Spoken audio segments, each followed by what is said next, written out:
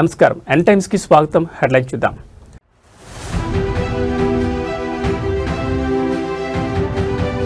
AP inter విద్యార్థులకు alert. రేపటి నుంచే పరీక్షలు. 1 మినిట్ రూల్ పై విద్యాశాఖ సీరియస్.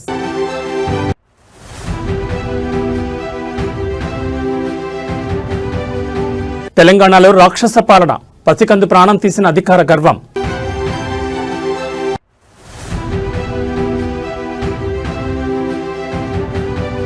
కర్ణాటకలో లోకాయుక్త మెరుపుదాడి. 5 లక్షల లంచం తీసుకుంటూ రెడ్ హ్యాండెడ్ గా చిక్కిన బీజేపీ ఎమ్మెల్యే.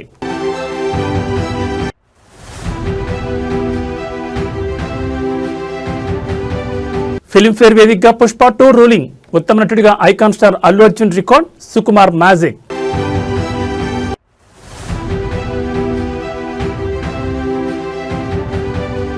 వరల్డ్ కప్ ధమాకా. నేడు భారత్ వర్సెస్ సౌత్ ఆఫ్రికా ఢీ. అహ్మదాబాద్ లో 1,00,000 మంది సాక్షిగా సూపర్ ఫైట్. ఇక వివరాలు చూస్తే ఏపీలో రేపటి నుంచి అసలైన పరీక్షా కాలం మొదలు కాబోతోంది. లక్షలాది మంది విద్యార్థుల భవిష్యత్తు నిర్ణయించే ఇంటర్మీడియట్ పబ్లిక్ పరీక్షలకు రంగం సిద్ధమైంది. రేపు అంటే ఫిబ్రవరి 23 నుంచి రాష్ట్ర వ్యాప్తంగా ఈ పరీక్షలు ప్రారంభం కానున్నాయి. మరి విద్యార్థులు ఎలాంటి జాగ్రత్తలు తీసుకోవాలి? ప్రభుత్వం చేసిన ఏర్పాట్లేంటి? ఉదయం 9 గంటల నుంచి మధ్యాహ్నం 12 గంటల వరకు 1 మినిట్ రూల్ అమల్లో ఉంది. ఒక్క నిమిషం ఆలస్యమైన కేంద్రంలోకి అనుమతి ఉండదు. ప్రతి సెంటర్లో సీసీ కెమెరాల నిఘా మరియు త్రాగునీరు, ఓఆర్ఎస్ వంటి కనీస వసతులు. విద్యార్థులు ఇది మీ కష్టానికి ప్రతిఫలం దక్కే సమయం. పరీక్షా కేంద్రానికి కనీసం గంట ముందే చేరుకోవడం ఉత్తమం. హాల్ టికెట్ తో పాటు పెన్నులు పెన్సిళ్లు సిద్ధం చేసుకోండి. ఒక్క నిమిషం ఆలస్యమైన లోపలికి అనుమతించబోమని విద్యాశాఖ స్పష్టం చేసింది. కాబట్టి ట్రాఫిక్ ఇబ్బందులు దృష్టిలో పెట్టుకుని ఇంటి నుంచి త్వరగా బయలుదేరండి. ఇక పరీక్షల నిర్వహణకు వస్తే ఎక్కడ పేపర్ లీకేజీలు కానీ మాల్ ప్రాక్టీస్ కానీ జరగకుండా ప్రభుత్వం పకడ్బందీగా ఏర్పాట్లు చేసింది. ఫ్లయింగ్ స్క్వాడ్ నిరంతరం నిఘా ఉంచుతాయి. మొబైల్ ఫోన్లు లేదా ఎలాంటి ఎలక్ట్రానిక్ గాడ్జెట్లను పరీక్షా కేంద్రాలకు అనుమతించరు. ఒత్తిడికి లోను కావద్దు. బయలుదేరే ముందు హాల్ టికెట్ ఉందో లేదో మరోసారి చెక్ చేసుకోండి. పరీక్షకు వెళ్లే ముందు తేలికపాటి ఆహారం తీసుకోండి. మంచినీళ్ళు తాగండి. పరీక్షలు రాస్తున్న విద్యార్థులందరికీ మా తరపున కూడా ఆల్ ది బెస్ట్.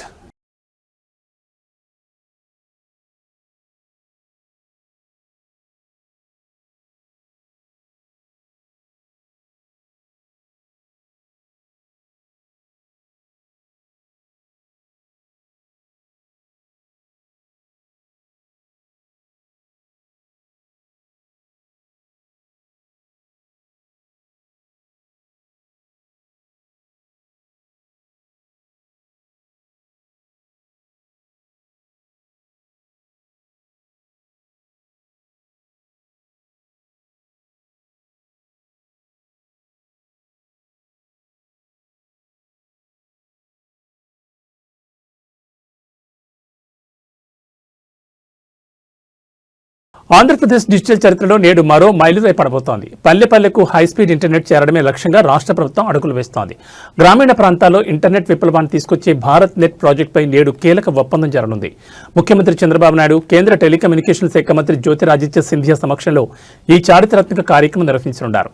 రాష్ట్రంలోని ప్రతి గ్రామానికి, ప్రతి ఇంటికి హైస్పీడ్ బ్రాడ్బ్యాండ్ సేవలు అందించడం కేంద్ర ప్రభుత్వ డిజిటల్ భారత్ నిధి సహాయంతో ఈ ప్రాజెక్టు అమలవుతుంది. ఈ ప్రాజెక్టు ద్వారా గ్రామాల్లో భారత్ నెట్ ఉద్యమి మోడల్తో యువతకు కొత్త ఉపాధి అవకాశాలు వస్తాయి. గతంలో ఐటీ రంగంలో హైదరాబాద్ను విశ్వవ్యాప్తం చేసిన చంద్రబాబు ఇప్పుడు ఏపీని క్వాంటమ్ మరియు ఏఐ హబ్గా తీర్చిదిద్దే పనులు పడ్డారు.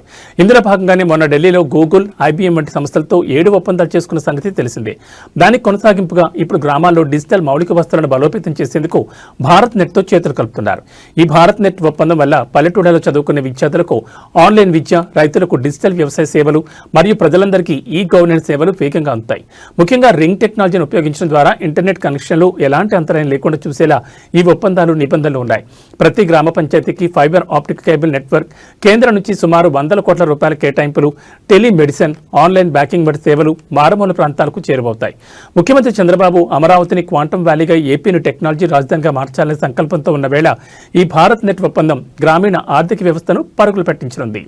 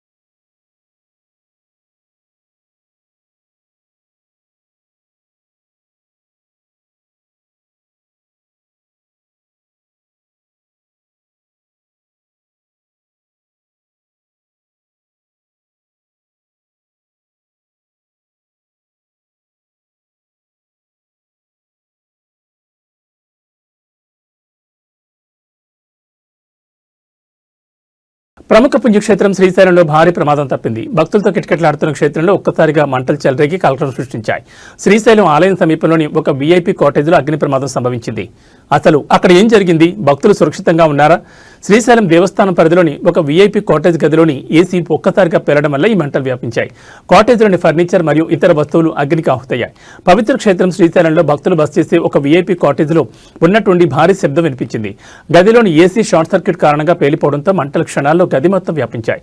దట్టమైన పొగలు రావడంతో చుట్టుపక్కల ఉన్న భక్తులు భయాందోళనకు గురయ్యారు. అయితే ప్రమాదం జరిగిన సమయంలో గదిలో ఎవరూ లేకపోవడంతో పెద్ద ప్రాణాపాయం తప్పింది. ప్రమాదం జరిగిన వెంటనే అప్రమత్తమైన ఆలయ సిబ్బంది అగ్నిమాపక దళానికి సమాచారం అందించారు. ఫైర్ సిబ్బంది హుటాహుటిన ఘటనా స్థలాన్ని చేరుకుని శ్రమించి మంటలు అదుపులో తెచ్చారు. దీనివల్ల మంటలు పక్కనే ఉన్న ఇతర కాటేజీలకు వ్యాపించకుండా అడ్డుకోగలిగారు. ప్రస్తుతం అందరూ సురక్షితంగా ఉన్నారు. ఎవరికి ఎలాంటి గాయాలు కాలేదు. ఆలయ అధికారులు ఘటనా స్థలాన్ని పరిశీలించి ఇతర కాటేజీల్లో కూడా ఎలక్ట్రికల్ వైరింగ్ మరియు ఏసీల కండిషన్ తనిఖీ చేయాలని ఆదేశించారు. ఎండలు పెరుగుతున్న తరుణంలో ఏసీల వినియోగం పెరుగుతోంది. పాతబడిన ఏసీలు లేదా వైరింగ్ లోపాల వల్ల ఇలాంటి ప్రమాదాలు జరిగే అవకాశం ఉంది. శ్రీశైలంలో జరిగిన ఘటనతో అధికారులు అప్రమత్తమయ్యారు. భక్తులు ఎవరూ ఆందోళన చెందాల్సిన పని లేదని, పరిస్థితి ఇప్పుడు పూర్తిగా అదుపులో ఉందని దేవస్థానం ప్రకటించింది.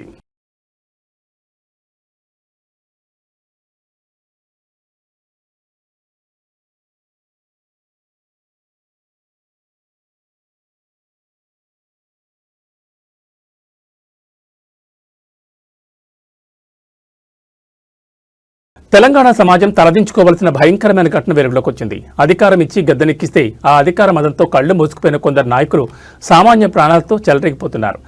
కుమ్మెర మల్లన్న స్వామి జాతరకు విచ్చేసిన ఒక కుటుంబంపై కాంగ్రెస్ నాయకులు జరిపిన విచక్షణరహిత దాడి ఇప్పుడు రాష్ట్ర వ్యాప్తంగా కలకలం సృష్టిస్తోంది.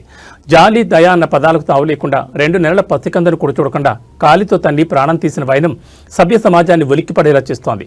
రేవంత్ సర్కార్ అంటేనే రాక్షస పాలనని విపక్షాలు విమర్శిస్తున్న వేళ ఈ ఘటన ఆ విమర్శలకు బలాన్ని చేకూరుస్తోంది. ఓటు వేసేదాకా ప్రజల కాళ్ల పట్టుకుని అధికారం రాగానే అదే ప్రజలను చులకనగా చూస్తూ పైశాచిక ఆనందం పొందుతున్నారా? సామాన్య ప్రజలపై తమ ప్రతాపాన్ని చూపెడుతూ మానవత్వ విలువలను గాలి కుదిలేస్తారా? అధికారం శాశ్వతం కాదని, ప్రజలు తగిన గుణపాఠం చెప్తారని అధికార పార్టీ నాయకులు గ్రహించాలి. ఈ ఘోరకలిపై బీజేపీ తీవ్రస్థాయిలో మండిపడుతోంది. ముక్కుపచ్చలారని పసికందు మరణం అత్యంత విచారకరమని, ఆ బిడ్డ ఆత్మకు శాంతి కలగాలని కోరుతూ బాధితులకు తమ మద్దతు ప్రకటించింది. బాధితులకు న్యాయం జరిగే వరకు బీజేపీ వారి పక్షాన నుండి పోరాడుతుందని స్పష్టం చేసింది. అధికారులు అండ చూసుకుని విర్రవీగుతున్న నాయకులపై కఠిన చర్యలు తీసుకోవాలని డిమాండ్ చేస్తోంది. తెలంగాణ గడ్డపై ఇలాంటి పైశాచిక కృత్యాలకు తావులేదు. ప్రజాస్వామ్యంలో ప్రజలే యజమానులని మర్చిపోయి ప్రవర్తించే నాయకులకు కాలమే సమాధానం చెప్తుంది.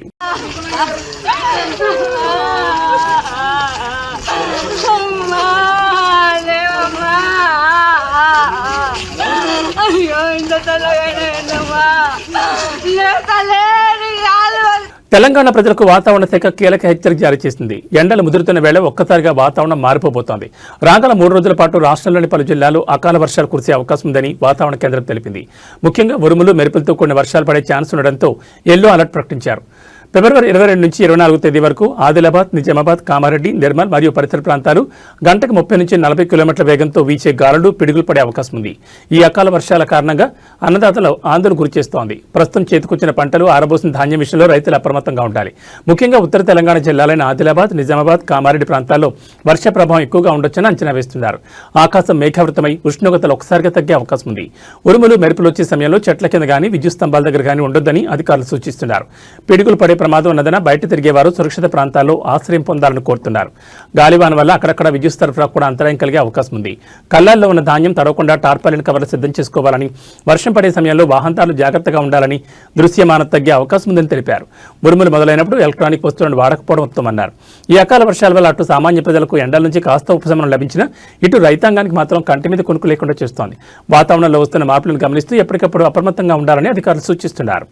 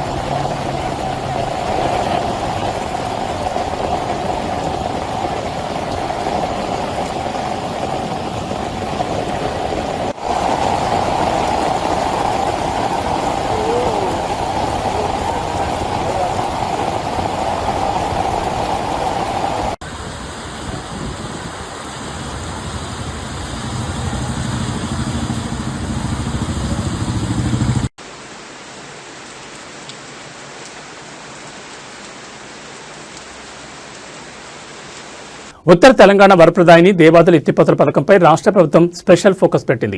ఏళ్ల తరబడి సాగుతున్న ఈ ప్రాజెక్టు పనులను త్వరితగతిన పూర్తి చేసి రైతులకు సాగునీరు అందించడమే లక్ష్యంగా అడుగులు వేస్తోంది. ఈ క్రమంలోనే దేవాదుల ప్రాజెక్టు పురోగతిపై ముఖ్యమంత్రి రేవంత్ రెడ్డి నేడు కీలక సమీక్ష నిర్వహించనున్నారు. దేవాదుల ఎత్తిపోతల పథకం పనులు ప్రస్తుత పరిస్థితి మరియు పెండింగ్ పనులను వేగవంతం చేసి ఈ ఏడాది చివరికల్లా పూర్తి చేయడం, నీటిపారుదల శాఖ ఉన్నతాధికారులు మరియు ఇంజనీర్లు దేవాదుల ప్రాజెక్టు ఉమ్మడి వరంగల్, నల్గొండ మరియు కరీంనగర్ జిల్లాల రైతులకు ఎంతో కీలకం. అయితే కొన్ని సాంకేతిక కారణాలు, నిధుల కొరతల వల్ల పనులు నత్తనడకం సాగుతున్నాయి. దీనిపై సీరియస్ గా ఉన్న ముఖ్యమంత్రి రేవంత్ రెడ్డి నేటి సమీక్షలో అధికారులకు దిశానిర్దేశం చేయనున్నారు. ఎక్కడెక్కడ పనులు ఆగిపోయాయి, భూసేకరణ సమస్యలు ఏమైనా ఉన్నాయా అనే అంశాలపై ఆయన ఆరా తీయనున్నారు. ముఖ్యంగా ఈ ప్రాజెక్టు ద్వారా లక్షలాది ఎకరాలకు నీరు అందించడమే కాకుండా చెరువులు నింపే ప్రక్రియను కూడా వేగవంతం చేయాలని ప్రభుత్వం భావిస్తోంది. పనుల్లో జాప్యాన్ని సహించేది లేదని, డెడ్లైన్ లోపు పనులు పూర్తి చేయాలని సీఎం అధికారులను ఆదేశించే అవకాశం ఉంది. ఈ సమీక్ష తర్వాత నిధుల విడుదలపై కూడా స్పష్టత వచ్చే ఛాన్స్ ఉంది. 3వ దశ పనులు, ప్రస్తుత స్థితిగతులు, పెండింగ్ లో ఉన్న భూసేకరణ ప్రక్రియను పూర్తి చేయడం, బడ్జెట్ పరంగా పనులకు అవసరమైన నిధులపై చర్చ, ప్రాజెక్టులు పూర్తయితేనే గ్రామీణ ఆర్థిక వ్యవస్థ బలపడుతుందని నమ్ముతున్న ప్రభుత్వం దేవాదుల విషయంలో పకడ్బందీ ప్రణాళికతో ముందుకు వెళ్తోంది. నేటి సమీక్ష తర్వాత ప్రభుత్వం ఎలాంటి నిర్ణయాలు తీసుకుంటుందో వేచి చూడాలి.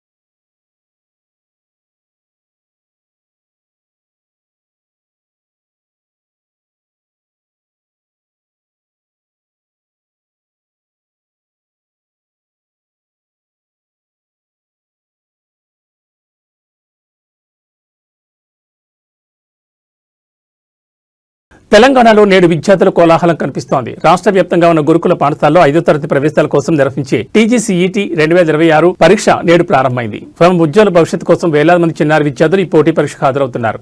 TGCET 2026 రాష్ట్రంలోని SC, ST, BC మరియు జనరల్ గురుకుల పాఠశాలలో 5వ తరగతి ప్రవేశాల కోసం ఉదయం 11 గంటల నుంచి మధ్యాహ్నం 1 గంట వరకు రాష్ట్రంలోని వందలాది కేంద్రాల్లో ఈ పరీక్ష జరుగుతుంది. ప్రభుత్వ గురుకులాల్లో లభించే నాణ్యమైన విద్య, ఉచిత వసతి సౌకర్యాల కోసం ఏటేటా పోటీ పెరుగుతోంది. ఈ ఏడాది కూడా రికార్డు స్థాయిలో విద్యార్థులు దరఖాస్తు చేసుకున్నారు. పరీక్షా కేంద్రాల వద్ద ఎలాంటి ఇబ్బందులు కలగకుండా అధికారులు అన్ని ఏర్పాట్లు పూర్తి చేశారు. ముఖ్యంగా విద్యార్థులకు త్రాగునీరు మరియు నీడ వంటి కనీస వసతులను కల్పించారు. చిన్నారులు తొలిసారిగా రాస్తున్న పెద్ద పరీక్ష కావడంతో పరీక్షా కేంద్రాల వద్ద తల్లిదండ్రుల సందడి కూడా ఎక్కువగానే కనిపిస్తోంది. ఇప్పటికే పరీక్ష ప్రారంభమైంది. విద్యార్థులు ప్రశాంతంగా తమ సమాధానాలను గుర్తిస్తున్నారు. పరీక్షా కేంద్రాల వద్ద పోలీసులు భారీ బందోబస్తు నిర్వహించడమే కాకుండా ఎక్కడ ఎలాంటి అవాంఛనీయ సంఘటనలు జరగకుండా నిఘా ఉంచారు. తెలుగు, ఇంగ్లీష్, గణితం మరియు పరిసరాల విజ్ఞానం నుంచి ప్రశ్నలు OMR షీట్ పద్ధతిలో ఆబ్జెక్టివ్ తరహాలో పరీక్ష జరుగుతోంది. పరీక్ష పూర్తయిన కొన్ని వారాల నుండి ఫలితాలను ప్రకటించి మెరిట్ ఆధారంగా సీట్లు కేటాయించనున్నారు.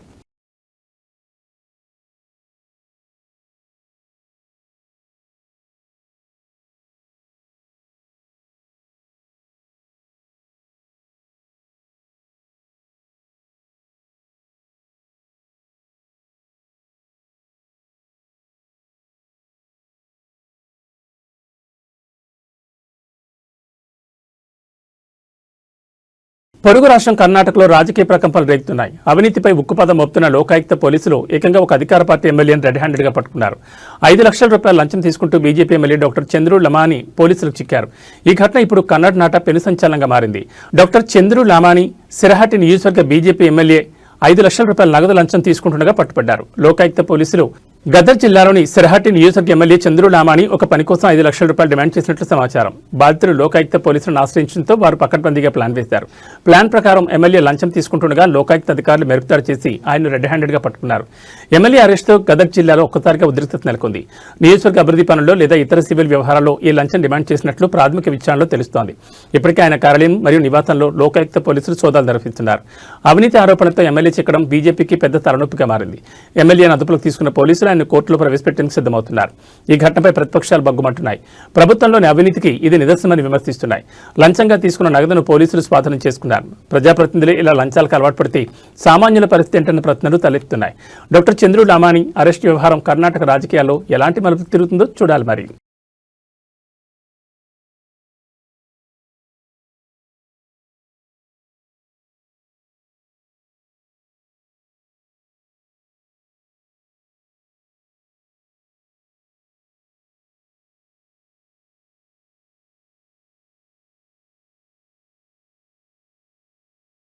ಕೈಯಲ್ಲಿ ಸಿಕ್ಕಾಕೊಂಡಿದ್ದಾನೆ ಸರ್. ಬಿಜೆಪಿ ಶಾಸಕ ಗೊತ್ತಿಲ್ಲ, ಟಿವಿನಲ್ಲಿ ನೋಡಿದೆ. ಹಾಂ ಸರ್, ನೋಡ್ಬಿಟ್ಟು ಹೇಳ್ತೀನಿ ನಾನು. ಅಂದ್ರೆ ರಾಜ್ಯದಲ್ಲಿ ಲಂಚಾವತಾರ ಅಂತ ಬಿಜೆಪಿ ಆರೋಪ ಮಾಡ್ತಾ ಇದ್ರು. ಈಗ ಅವ್ರ ಶಾಸಕರು ಈಗ 5 ಲಕ್ಷ ರೂಪಾಯಿ ಪಡೆಯುವ ಸಿಕ್ಕಾಕೊಂಡಿದ್ದಾರೆ ಸರ್ ಶಿರಟ್ಟಿಯಲ್ಲಿ. ಅದು ಲೋಕಾಯುಕ್ತಕ್ಕೆ ಹೌದು ಸರ್ ಸಿಕ್ಕಾಕೊಂಡಿದ್ದಾರೆ. ಈಗ ಏನು ಹೇಳ್ತಾರೆ ಅವರು ಹೇಳ್ಬೇಕಲ್ಲ. ಬೇರೆಯವ್ರ ಮೇಲೆ ಲಂಚದ ಆರೋಪ ಮಾಡೋದು ಸುಲಭ, ಆದರೆ ಅವರು ಬಿಜೆಪಿ ಶಾಸಕರು ಸಿಕ್ಕಾಕೊಂಡಿದ್ದಾರೆ. ಅದರಿಂದ ಲೋಕಾಯುಕ್ತ ತನಿಖೆ ಮಾಡಲಿಕ್ಕೆ ನಾವು ಯಾರು ಅಡ್ಡ ಬರೋಲ್ಲ. ಲೋಕಾಯುಕ್ತ ಏನು ತನಿಖೆ ಮಾಡ್ತಾರೆ ಅದು ಮಾಡಲಿ, ರಾಜಕೀಯವಾಗಿ ఆమె మాట్లాడుతుంది. భారత ఎన్నికల సంఘం దేశవ్యాప్తంగా ఓటర్ల జాబితాపై భారీ ప్రక్షాళన చేపట్టింది. ఎన్నికలు సమీపిస్తున్న తరుణంలో నకిలీ ఓట్లు మరియు అర్హత లేని ఓట్ల ఎరువేతపై ఈసీ ఉక్కుపాదం మోపింది. దేశంలోని 9 రాష్ట్రాలు మరియు కేంద్రపాలిత ప్రాంతాల్లో చేపట్టిన స్పెషల్ ఇంటెన్సివ్ రివిజన్ ప్రక్రియ ముగిసింది. అయితే ఈ ప్రక్రియలో వెల్లడైన గణాంకాలు ఇప్పుడు చర్చనీయాంశంగా మారాయి. ఏకంగా 1,70,00,000 మంది ఓటర్లను జాబితా నుంచి తొలగించినట్లు ఎన్నికల సంఘం ప్రకటించింది. సుమారు 1.70 కోట్లు 9 రాష్ట్రాలు మరియు కేంద్రపాలిత ప్రాంతాలు స్పెషల్ ఇంటెన్సివ్ రివిజన్ ఓటర్ల జాబితా ప్రత్యేక సవరణ. అసలు ఇంత భారీ స్థాయిలో ఓట్లను ఎందుకు తొలగించారు? దీనిపై ఎన్నికల సంఘం స్పష్టత ఇచ్చింది. మరణించిన వారు, శాశ్వతంగా వేరే ప్రాంతాలకు వలస వెళ్లిన వారు మరియు ఒకే వ్యక్తి పేరు మీద ఒకటి కంటే ఎక్కువ చోట్ల ఉన్న డూప్లికేట్ ఓట్లను గుర్తించి జాబితా నుంచి తొలగించారు. ఎన్నికల ప్రక్రియలో పారదర్శకత పెంచేందుకు అర్హులైన వారికి ఓటు హక్కు ఉండేలా చూడడం కోసం ఈ కఠిన నిర్ణయం తీసుకున్నట్లు ఈసీ వెల్లడించింది. ముఖ్యంగా ఎన్నికల సమయంలో ఓటు హక్కు కోల్పోయామని ఆందోళన చెందకుండా ఉండాలంటే ప్రజలు తమ ఓటు భద్రంగా ఉందో లేదో ముందే చెక్ చేసుకోవాలి. ఒకవేళ పొరపాటున అర్హులైన వారి ఓట్ల తొలగింపునకు గురైతే తిరిగి దరఖాస్తు చేసుకునే అవకాశం కూడా ఉంటుంది. ఆధార్తో ఓటర్ కార్డును అనుసంధానించడం వల్ల ఇలాంటి డూప్లికేట్ ఓట్లను గుర్తించడం సులువైందని అధికారులు చెబుతున్నారు. చనిపోయిన వారి పేర్లు ఇంకా జాబితాలో ఉండడం, శాశ్వతంగా ఇల్లు మారి వేరే నియోజకవర్గాలకు వెళ్లిన వారు, ఒకే వ్యక్తికి 2 లేదా 3 చోట్ల ఓటు హక్కు ఉండడం ప్రజాస్వామ్యంలో ఓటు అత్యంత శక్తివంతమైన ఆయుధం.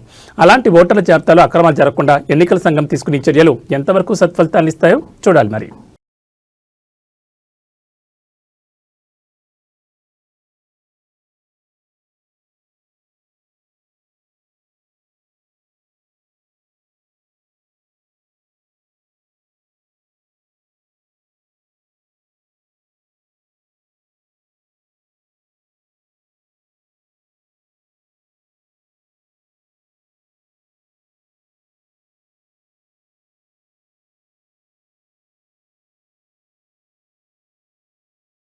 భారత ఆర్థిక వ్యవస్థ గర్వించదగ్గ రోజు ఇది. ప్రపంచ ఆర్థిక అనిశ్చితి నెలకొన్న తరుణంలో కూడా భారత్ తన పటిష్టతను చాటుకుంది. మన విదేశీ మారక ద్రవ్య నిల్వలు అంటే ఫారెక్స్ నిల్వలు మునిపెన్నడూ లేని విధంగా అత్యున్నత స్థాయికి చేరాయి. రిజర్వ్ బ్యాంక్ ఆఫ్ ఇండియా విడుదల చేసిన తాజా గణాంకాల ప్రకారం మన ఫారెక్స్ నిల్వలు $725.727 బిలియన్ల ఆల్ టైమ్ హై స్థాయిని తాకాయి. ఈ భారీ పెరుగుదలకు ప్రధానంగా విదేశీ కరెన్సీ ఆస్తులు తోడయ్యాయి. ఫిబ్రవరి 13తో ముగిసిన వారానికి గాను విదేశీ కరెన్సీ ఆస్తులు $3.55 బిలియన్లు పెరిగి $573.60 బిలియన్లకు చేరాయి. అదేవిధంగా అంతర్జాతీయ మార్కెట్లో బంగారం నిలకడగా ఉండడంతో మన దేశ బంగారం నిల్వల విలువలు కూడా దాదాపు $5 బిలియన్లు పెరిగి 128.46 బిలియన్లకు చేరుకుంది. అసలు ఈ ఫారెక్స్ నిల్వలు పెరగడం వల్ల సామాన్యులకు లాభం ఏంటి? ఫారెక్స్ నిల్వలు బలంగా ఉంటే రూపాయి విలువ స్థిరంగా ఉంటుంది. ఇది విదేశీ వాణిజ్యానికి, దిగుమతులకు ఎంతో కీలకం. ప్రస్తుతం ఉన్న నిల్వలు మన దేశానికి దాదాపు 11 నెలల దిగుమతులకు సరిపడా రక్షణ కవచంలా పనిచేస్తాయి. అంతర్జాతీయ పెట్టుబడిదారులకు కూడా భారత్ ఒక సురక్షితమైన దేశమనే నమ్మకాన్ని ఈ గణాంకాలు కలిగిస్తాయి. ప్రపంచ దేశాలు ఆర్థిక మాంద్యం భయంతో వణుకుతుంటే భారత్ మాత్రం 765 బిలియన్ల మైలురాయిని దాటి ఆర్థిక శక్తిగా ఎదుగుతోంది. ఇది కేవలం నంబర్ మాత్రమే కాదు, మన దేశ ఆర్థిక స్థిరత్వానికి నిదర్శనం చెప్పొచ్చు.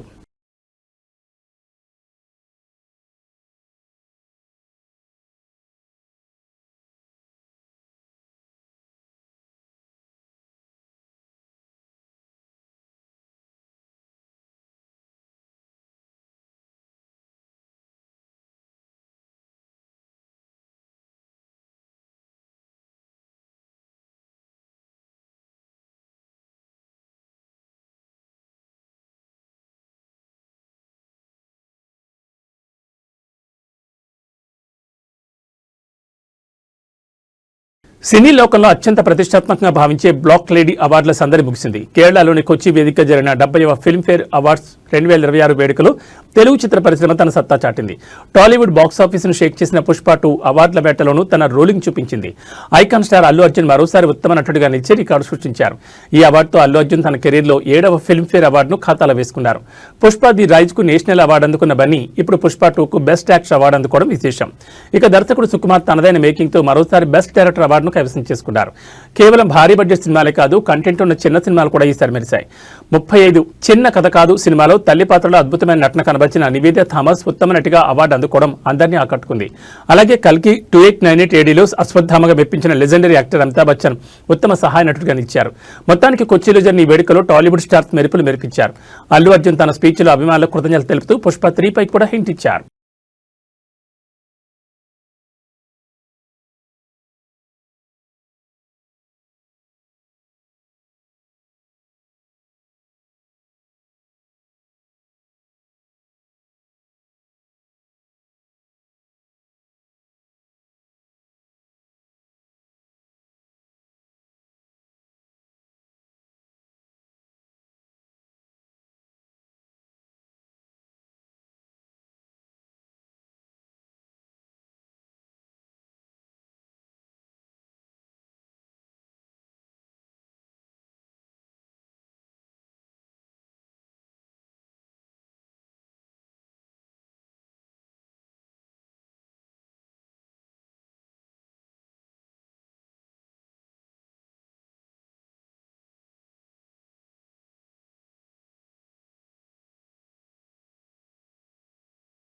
క్రికెట్ ప్రేమికులకు నేడు అసలైన పండుగ. టీ20 ప్రపంచ కప్ 2026 క్లైమాక్స్ చేరుకుంటోంది. సూపర్ 8 దశలో భాగంగా నేడు అసలైన సమరం జరగబోతోంది. ప్రపంచంలోని అతిపెద్ద క్రికెట్ స్టేడియం మన అహ్మదాబాద్లోని నరేంద్ర మోడీ స్టేడియం వేదికగా టీమిండియా సౌత్ ఆఫ్రికాతో తలపడనుంది. సెమీఫైనల్ బెత్తును ఖాయం చేసుకోవాలంటే భారత్కు ఈ గెలుపు అత్యంత కీలకం. గత ఏడాది వన్డే వరల్డ్ కప్ ఫైనల్లో చేజారిన టైటిల్ను ఈసారి టీ20 ఫార్మాట్లో ముద్దాడాలని రోహిత్ సేన కంకణం కట్టుకుంది. ఇప్పటి వరకు అజేయంగా దూసుకొస్తున్న భారత్ నేడు దక్షిణాఫ్రికా నుంచి గట్టి పోటీని ఎదుర్కొనుంది. Heinrich Klaasen, Quinton de Kock వంటి పవర్ హిట్టర్లతో సఫారీ టీం భయంకరంగా కనిపిస్తుంటే బుమ్రా, ఆర్కర్లు, కుల్దీప్ స్పిన్ మాయాజాలంతో టీమిండియా వారిని కట్టడి చేసేందుకు సిద్ధంగా ఉంది. అహ్మదాబాద్ పిచ్ సాధారణంగా బ్యాటర్లకు స్వర్గధామం. 1,00,000కు పైగా ప్రేక్షకుల మధ్య మ్యాచ్ జరుగుతుండటంతో స్టేడియం మొత్తం ఇండియా నినాదాలతో హోరెత్తనుంది. టాస్ గెలిచిన జట్టు మొదట బ్యాటింగ్ చేసి భారీ స్కోర్ సాధించాలని భావిస్తోంది. విరాట్ కోహ్లీ ఫామ్, సూర్యకుమార్ యాదవ్ 360 డిగ్రీల షాట్లపై కోట్లాది మంది ఆశలు పెట్టుకున్నారు. పవర్ ప్లేలో మెరుపు ఆరంభం లభిస్తే భారత్కు తిరుగుండదు. డెత్ ఓవర్లలో బుమ్రా వేసే యార్కర్లే మ్యాచ్ స్వరూపాన్ని మార్చేయగలం. డేవిడ్ మిల్లర్ మరియు క్లాసెన్లను త్వరగా అవుట్ చేయడంపైనే భారత్ విజయం ఆధారపడింది. ఈ రాత్రి 7 గంటల నుంచి టీవీల ముందుకు, మొబైల్స్ ముందుకు చేరిపోవడానికి సిద్ధంగా ఉండండి.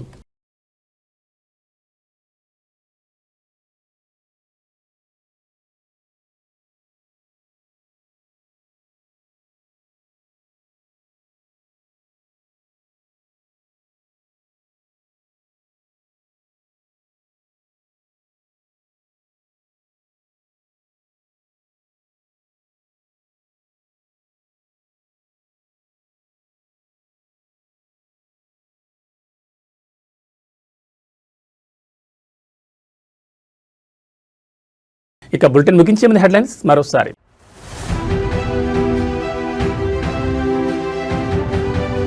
ఏపీ ఇంటర్ విద్యార్థులకు అలర్ట్. రేపటి నుంచే పరీక్షలు. 1 మినిట్ రూల్పై విద్యాశాఖ సీరియస్.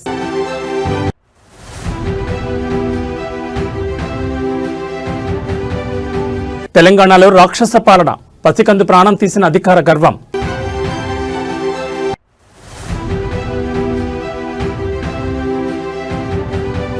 కర్ణాటకలో లోకాయుక్త మెరుపుదాడి. 5 లక్షల లంచం తీసుకుంటూ రెడ్ హ్యాండెడ్గా చిక్కిన బీజేపీ ఎమ్మెల్యే.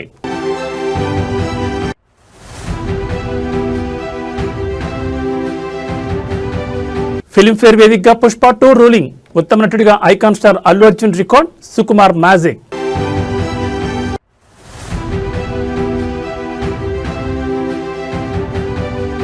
వరల్డ్ కప్ ధమాకా. నేడు భారత్ వర్సెస్ సౌత్ ఆఫ్రికా ఢీ. అహ్మదాబాద్లో 1,00,000 మంది సాక్షిగా సూపర్ ఫైట్. ఇవి బులెటిన్ విశేషాలు. నమస్కారం.